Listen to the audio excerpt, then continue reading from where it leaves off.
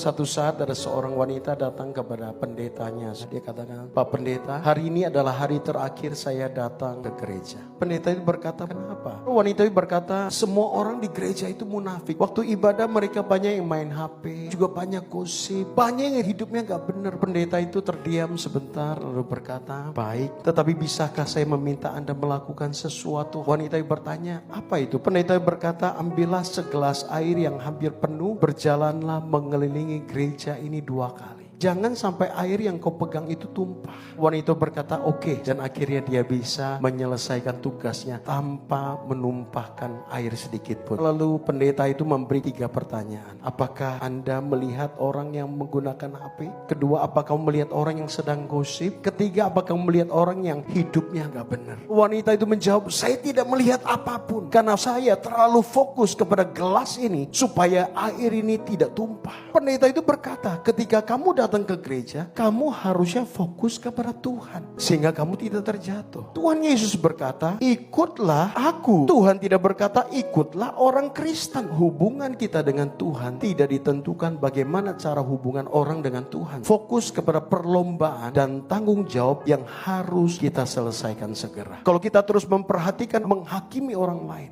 jangan-jangan gelasmu sendiri sudah tertumpah habis. Pada akhirnya engkau sendirilah yang harus bertanggung jawab kepada hidupmu sendiri terhadap Tuhan. Sungguh-sungguh sama Tuhan, maka dia akan berperkara buat hidup kita.